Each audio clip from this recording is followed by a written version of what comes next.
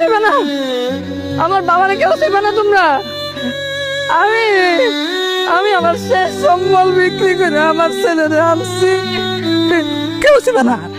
আমার ছেলে অনেক কষ্ট করতে, আমার বাবাটা কত কষ্ট করছে, আমার বুকের মানিকটা বিদেশে গিয়া কত কষ্ট করছে। তোমরা ছিলেন, আমার ছেলের কষ্ট আরো বাইরে দেবো, আমি তার আর কষ্ট পাইতে দেব না।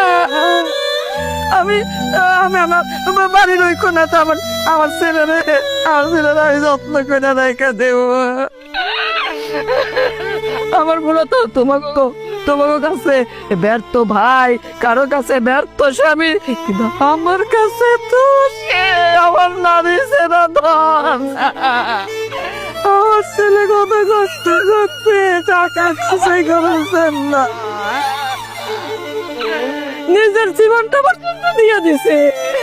আমার ছেলে তো তোমাদের সবার সুখ নষ্ট করছে, তাই না? সুখ নষ্ট করছে না, আর তো সুখ নষ্ট করার জন্য কেউ নাই, চলে গেছে তো, চলে গেছে আমার বাবা।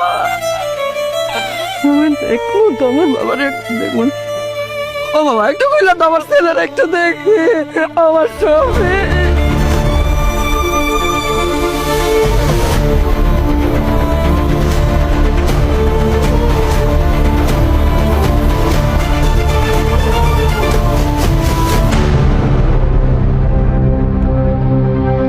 সবিক কই, আমার সবিক কই, টাকা দেন, টাকা দেন, মা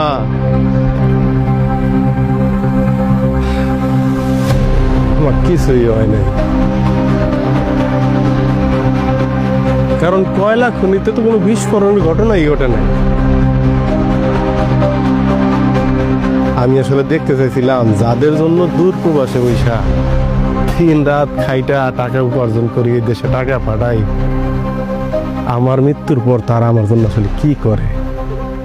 তো বিশ্বাস করো, আমার লাশটা যে তোমার কাছে বোঝ হয়ে যাইব, এটা আমি স্বপ্ন কোনোদিন কল্পনা করি নাই। কেউ দিবে না, আমার বাবারে কেউ দিবে না তোমরা। আমি আমি আমার শেষ সম্বল বিক্রি করে আমার ছেলেরে আনছি, কেউ দিবে না। আমার ছেলে অনেক কষ্ট করতে, আমার বাবাটা কত কষ্ট করছে, আমার বুকের মানিকটা বিদেশে গিয়া কত কষ্ট করছে। তোমরা ছিলেন, আমার ছেলের কষ্ট আরো বাইরে দেবো, আমি তার আর কষ্ট পাইতে দেব না। আমি আমি আমার বাড়ির ওই কোনাতে আমার ছেলেরে আমি যত্ন করে রেখে দেব। আমার মূলত তোমাকে কাছে ব্যর্থ ভাই, কারো কাছে ব্যর্থ স্বামী, কিন্তু আমার কাছে তো সে আমার নারী